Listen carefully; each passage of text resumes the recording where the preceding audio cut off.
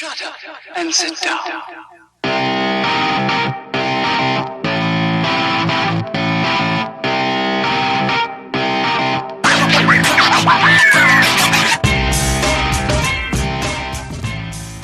What's up, everybody? Welcome to the KF Podcast. This is our Eternals movie review. If you found us on the interwebs, check us out. Google the KF Podcast will show up in your social media nonsense.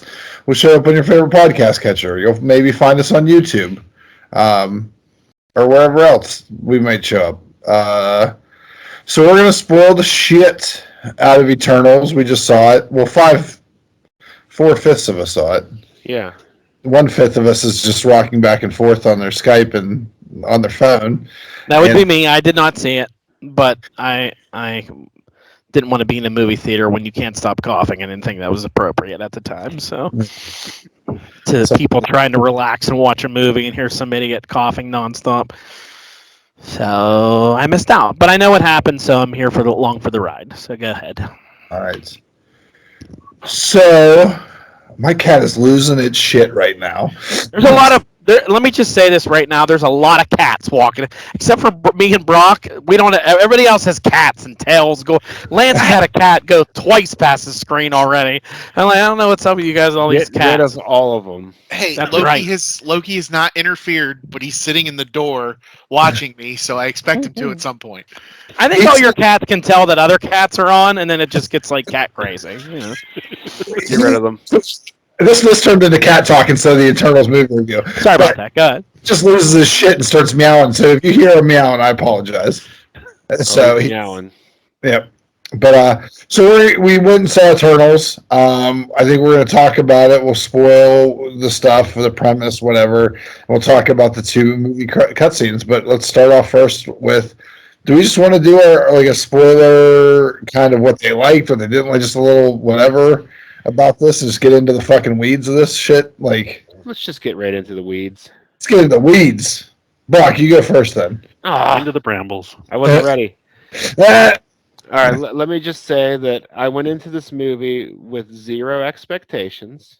mm-hmm. Wasn't expecting to like it at all, and I ended up enjoying it quite a bit.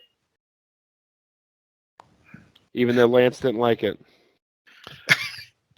No, it's not that Lance didn't like it. Lance was like you. He had very low expectations, so. I think Lance is too old for this movie. This is Yeah. I'm Him kidding. and Jack Kirby used to have coffee together. who do you think suggested the color scheme for the Celestials? Come on. Because purple is cheap. Exactly. No, there was a surplus that one month. So Fantastic Four, everybody had it. It was purple and green. All right, Justin. I don't want to say I had no expectations going into it, but I went into it hoping I was going to like it, and I ended up really, really liking it. To me, it doesn't really feel like an MCU film. But I really like the direction they went with it. And I'm looking forward to hopefully seeing some more of this. So, yeah. All right, Lance. It's not your teenage superhero movie. There's no Deadpool. No Deadpool. But it's I don't know. The parts that sort of grind me are the parts that they sort of changed. I mean, I sort of like the Celestials as a character, and they just sort of whitewashed a lot of it. But I mean, the character development of the Eternals themselves, I mean, it was pretty interesting. Other than some of the slow spots, I would say it was definitely worth a watch.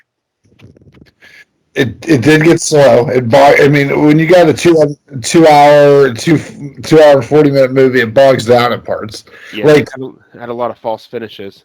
Yeah, exactly. I personally did not think I was going to like this movie, and there were some parts that were bad, but I think overall I enjoyed it.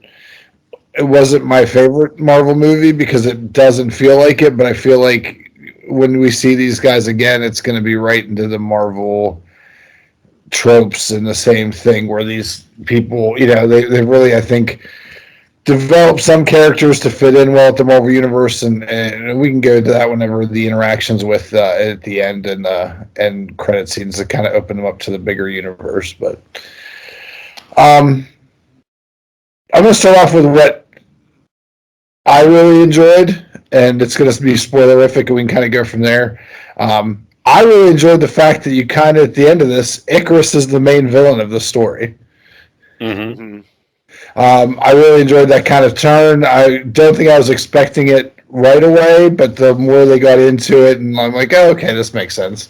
I wasn't completely shocked, but I enjoyed it. I was pleasantly surprised by how they pulled it off. And you look Can I at ask why he's a villain in this story? Like, from what I read, he wanted to wipe out humanity and agreed with like the celestial orders, and the rest didn't. Yes, so he knew so Ajax knew her role the entire time. I also think that we called this storyline for this movie like a year and a half ago. Yeah. As soon as there was a Celestial involved and we knew that there was going to be, I had a feeling they were going to protect the egg essentially so this Celestial grows, but whatever. But yeah, he was the one that realized by creating a new Celestial, that Celestial goes on to make another another galaxy, and then that galaxy will then populate more people. So by killing off a Celestial, you've essentially killed an up and coming galaxy. Is my thought from it. Yeah. Yeah. Okay. From what I read, it seems like he at the end then has a change of heart and rejoins them again. Then No, he didn't have a choice. He didn't have a choice. What's her face was able to. They explained it. This is what bothers me: is the plot convenience of fucking gold rope that this movie had throughout this whole thing. But that was their power. Was who's that? When you say who's that, is that Thena, Cersei. Angelina Jolie, or Well, no, Cersei? they all had gold power. Okay. all their shit was based around gold celestial rope power. So Gilgamesh, his hands got real big with everyone's power tied into this gold, came from this gold rope thing that they all kind of wrapped around. Okay. Think of it as like celestial power constructs, just outlines instead of solid. Okay. Well, every Marvel movie has that. Like Doctor Strange, it was lights and triangle hands and all that. Shang-Chi was ring energy lighting up. So I get that they usually do. It's that same trope, and it gets. I don't know. I get why they do it. It's very much branding, I think, than anything, so that you can tie in. Yeah. These people, but so Cersei at the end, kind of when the Celestials emerging, gets a power rush and is able to hive mind with the other Eternals that are on Earth, and then she uses all that power to change the Celestial into marble or ice. I think it was rock stone. or some kind. Yeah. Yeah, It some looked kind like of marble, stone. Yeah. So now there's just a giant half Celestial head and fingers sticking out of the Earth, and it's just in the Indian Ocean. And Does that not cause any problems to the rest of the Earth? A giant celestial coming out of the water? It only affected the Indian Ocean, but didn't make any tide or anything higher. It was strange, and it was dumb. That didn't cause Never the mind, attention of country any water, other planet-wide any other. earthquakes. Yeah. No, That didn't cause no other Marvel superheroes showed up like a giant monster's coming out. That was my biggest issue with it, Dawn. Yeah. All these deviants are popping up all over the place, but nobody else shows up to help. Yeah. No nothing. Nobody. No one cares. And if it wasn't for global warming, these deviants wouldn't even showed up. So it's actually No. The deviants caused the global warming. Oh. Not the deviants. The Celestial did. The Celestial. Did, yeah. Celestial caused the global warming to release the deviant. Okay, all right. So I forgot to say. Deviant's pretty cool looking. Yeah. I thought I they liked looked cool. They had a lot of animal characteristics. There's a wolf one. There was an eagle one. Stuff like that. They were a lot different than the comic book, where the comic book they looked like basically the mole people. Yeah. Okay. I did like let me finish the Icarus stuff. So Icarus gets mad because they stopped it, and he flies into the sun. And we don't know if he dies, if he's I actually think I have a theory that I think he knew to go into the sun to somehow contact the Celestial and let them know what's happening, because they tie in that the Celestial makes a star and then the galaxy forms around the star. So I think that he knew he could maybe survive through the sun. I don't know, but Marvel does like killing off their villains so they can never bring them back. They do that quite a bit. They do, but I don't think that this. I don't know. Like, this movie felt so different. I wouldn't be surprised if this is the one that doesn't go. I also think that Marvel would love to make a movie where Superman's the villain and advertise it that way. Is he very much like Superman with the heat vision? And is he strong too and everything? They even call him Superman in the show. Oh, okay. Wow. Kid's like, hey, you're Superman. I saw you fight in London. You're doing all this stuff, and you're wearing a cape. He's like, I don't wear a cape. And then I'm like, oh god. Although it was also a little not tropey, but sort of on the nose that Icarus fly into the sun to die. Yeah, and it's look at me. They even mentioned the legend of Icarus, where the name came from. Right. Yeah. So, and they tried tying them all into history too, which is kind of cool. Yeah, that was neat. And they basically said that Sprite told all these stories of them, and that's how they became. That's how he got this folklore. But yeah, just him being like the villain overall, I really enjoyed. So that's kind of got down a different wormhole there with some conversation. Yeah. But anyone else have anything they really liked about it or didn't like? Sort of how they sort of adapted like through time. I mean, the way they were jumping back and forth, it was actually good. It wasn't sort of that normal time travel thing that you always get a little tired of. Mm-hmm. It was definitely, it was sprinkled in there well. Yes. Mm-hmm. And they didn't use that as a typical time travel trope. It was just showing their history, and what they've gone through. It kind of helped show how the characters grew, and changed over. They were on Earth for 7 millennia. So, the one thing that I commented very early in the film was I didn't understand how the Celestials 7,200 years ago spoke a language that hadn't even been invented yet. They invented the English language, Justin. Simple. They did. Everyone has a universal translator. So they were speaking English like in the old days and stuff? Here's my thing. They created sign language too. Yeah. Because the one girl was deaf, so they signed the entire movie. And I'm like, so they created sign language. Like it wasn't the English language, it was that. I was like, okay. Wow. Not just sign language, American Sign Language. Yeah, ASL. Yeah. And the common plow was created by I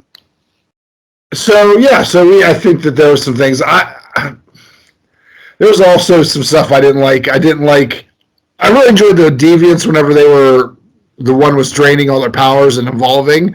I actually kind of wanted to see that manifest more, not just have Jolie kill him off. Was that the villain Crow? Yeah, probably. And he kills.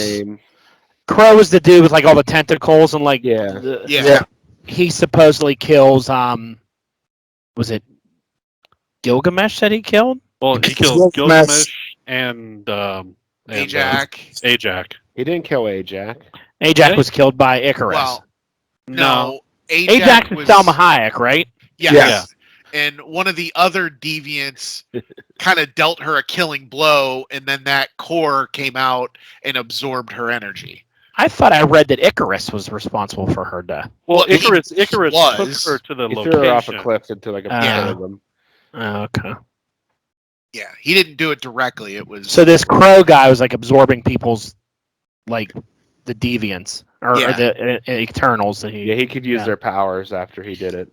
Because what they said was basically before the Celestials created the Eternals, they made the Deviants, and the Deviants evolved longer than it kind of evolved, and they didn't want that, so they created the Eternals that are unable to evolve.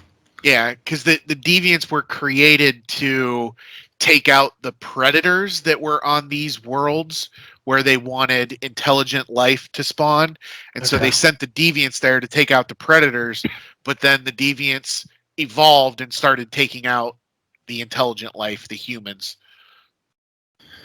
Convoluted. Basically taking out the food for the Celestial. Yeah. Interesting. Yep.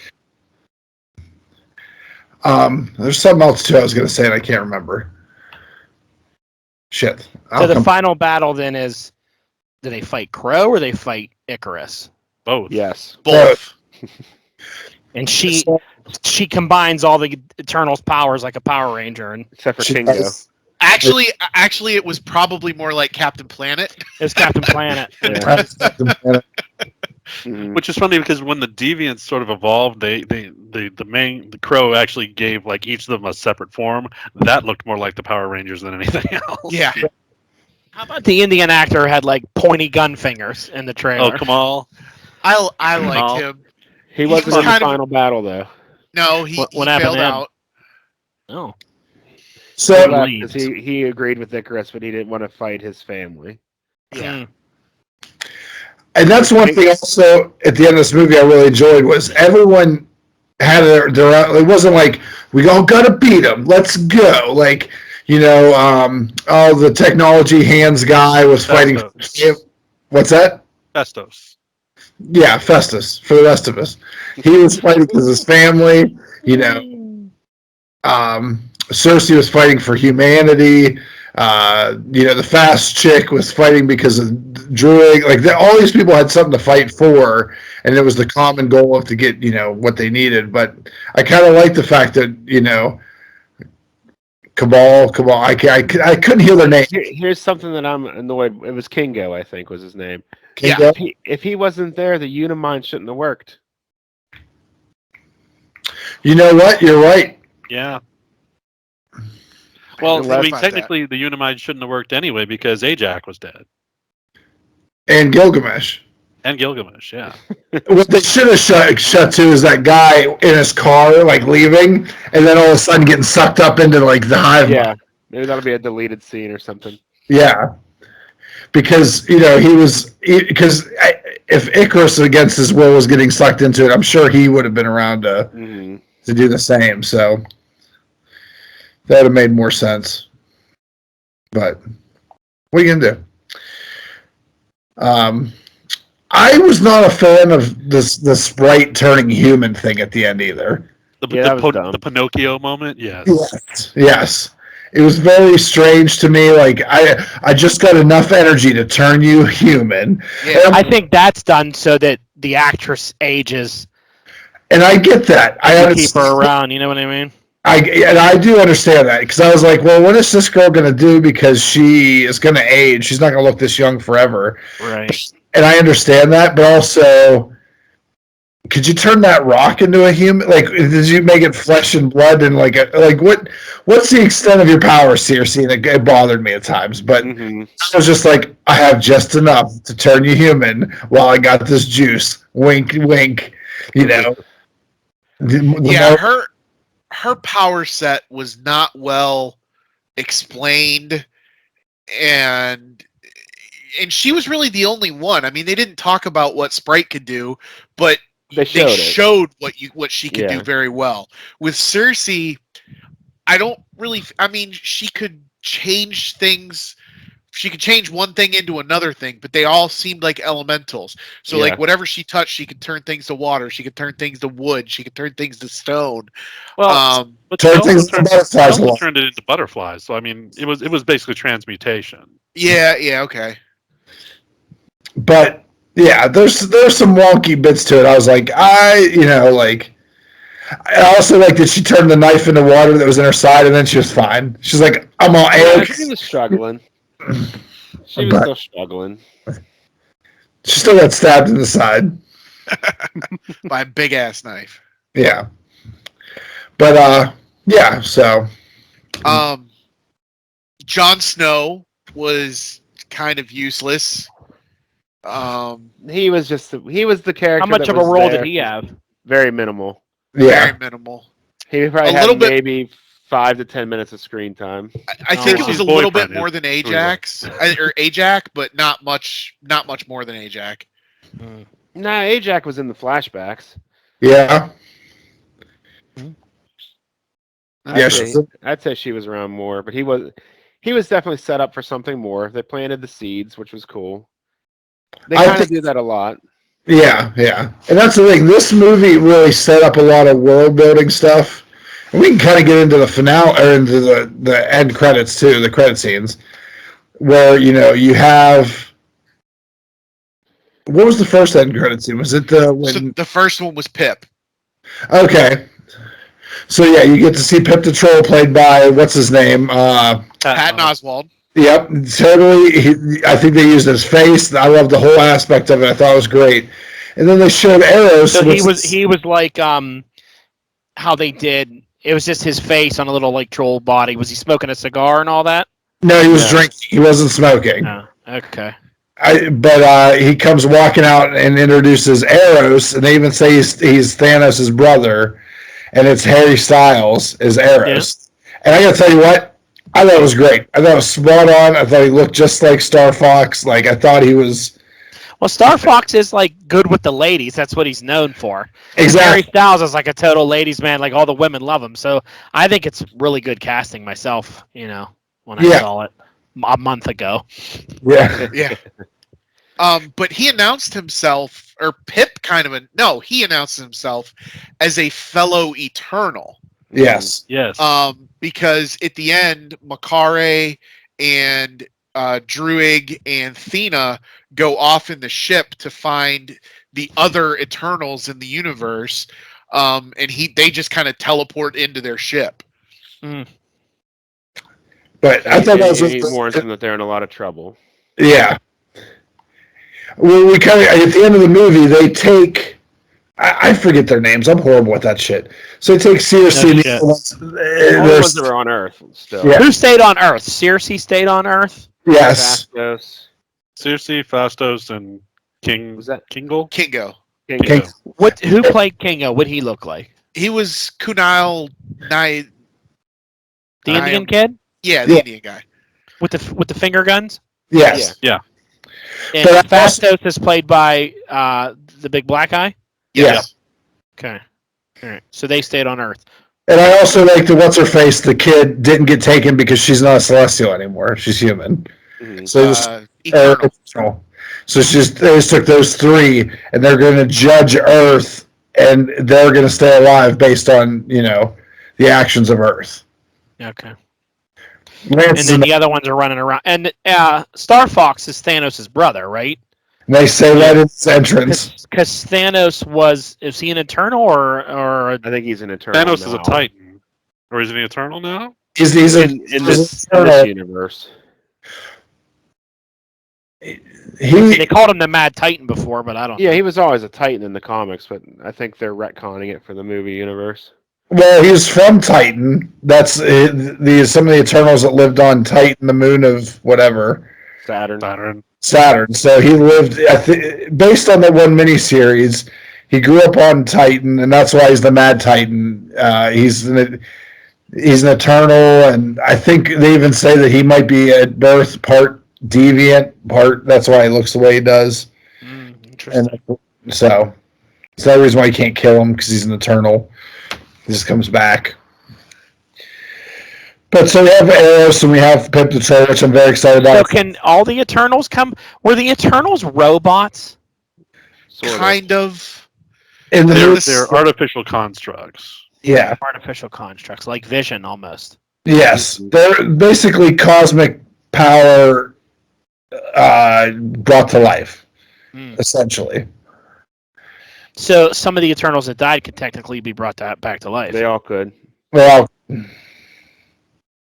because their memories are all stored. In this hive mind thing. well, for some reason, the Celestial saves all their memories. So they can learn how to fight the deviants. Yeah. So Icarus could not be dead, and Salma Hayek could still be alive technically. Yep.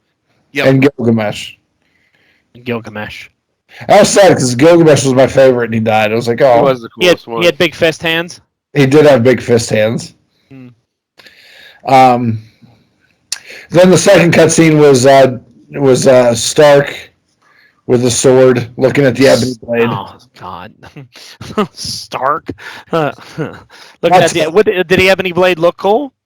It did. It looked like it was like flowing blood, or there was blood on it. Like Yeah, and it looked pretty neat.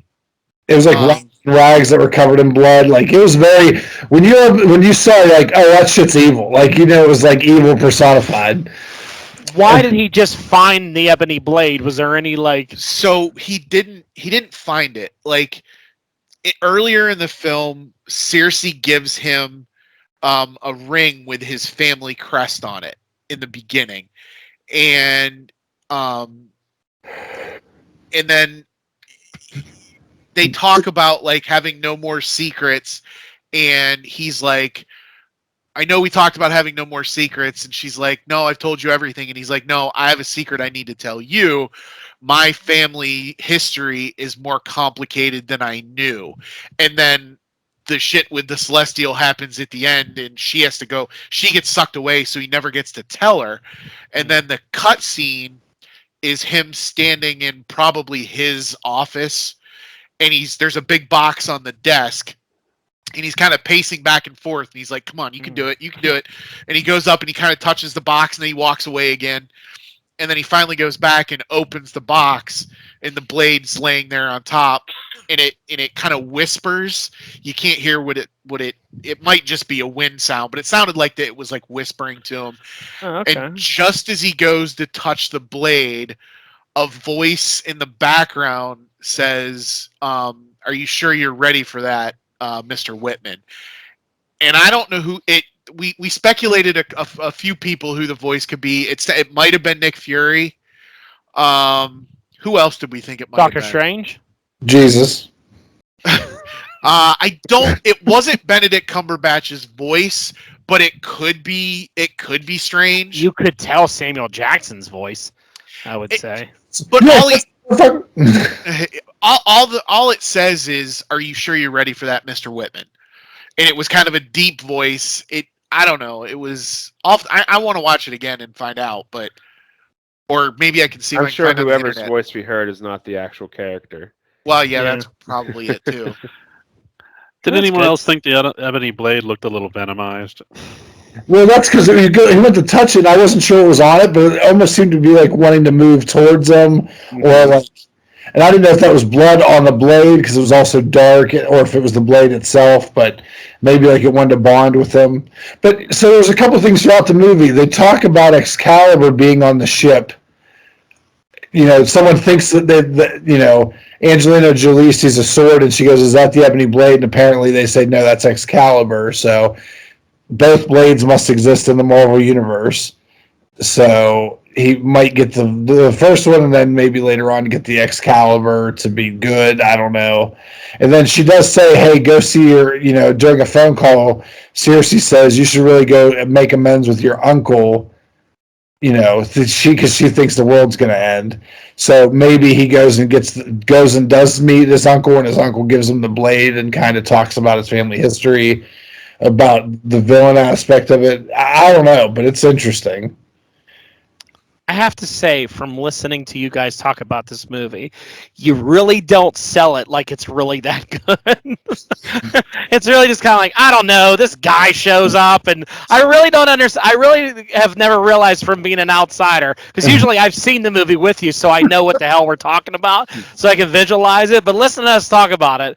This person gets killed. They do magic hands. I'm like, what the fuck? What? Like trying to read along on the Wikipedia here to be like, oh, that's what they're talking about. It's pretty funny though. It's pretty fun. The person that's going to talk the most about this movie, and I have no concept of names. I don't even know what movie you saw. You're like, and then the one check and gold rope check, like you're just explaining things. I'm like, yeah, you don't know anything about this movie. But you even see it. To explain it to you.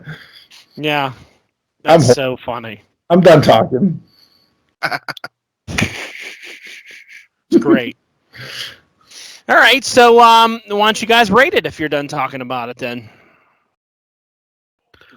Sure. Well, let I'll me give ask it you a question. Where do you think you see them using Star Fox going forward? Brock. Eternals 2.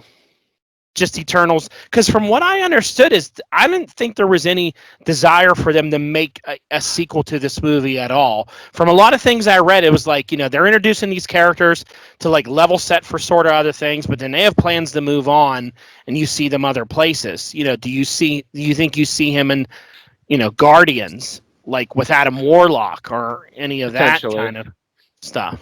I think we're definitely getting another Eternals movie, though. Yeah, I Yeah. mean the end right before the credits start, the little screen pops up and it says the Eternals will return. Well, of course they're going to return, but I don't know about a sequel for this movie. I kind of think if Icarus does return, that he's perfect for outer space villainy type of movies. I mean, they want to do a Nova movie. They want to do more different outer space characters. He's a perfect villain of someone you could use. Like you said, having a bad Superman. Heck, you can even have some Avenger team fight him or Thor fight him in another movie. So I have a thought. Uh-oh. Do you think it's possible that they replace Galactus in the MCU with Arishem and they make Icarus his herald? No, not a chance. That would just be blasphemy. Not with having the Fantastic Four now. There's not a chance you're going to do that because none of that is as marketable as Silver Surfer and Galactus. Arishem and Icarus just sucks compared to Galactus and the Silver Surfer. Because the scene at the end, or right before, as Brock said, one of the false ends, where there's a storm. Like storm clouds come up, and then it just instantly gets parted like the Red Sea out of the way, and then you just see Arishem's giant visage in the sky, and it wasn't just that the Eternals saw him; people on Earth saw him too, or the normal people on Earth saw him too. So that's why I just wondered, because I've seen a scene in a comic where Galactus comes to Earth, and all you just see his big ass body staring down at. No, Earth they're going to from use space. Galactus for sure. I could see them sending Galactus as punishment for Earth. Yes. Yeah. Okay. That's a good point. I think you're going to see somewhere down the road, especially with Pip the Troll being brought in and all this, you're going to see some kind of Infinity Watch team with Adam Warlock and Pip, and there's a lot of world building that you can do there with those characters. Well, I mean, Star Fox does give you that link to a more galactic type of team. Star Fox could also join the Avengers too, though, because characters like Black Knight, Circe, and Star Fox were all Avengers at the same time. So if you're going to go down that road, you could eventually see Black Knight, Circe, Star Fox all on an Avengers team. And Dr. Druid.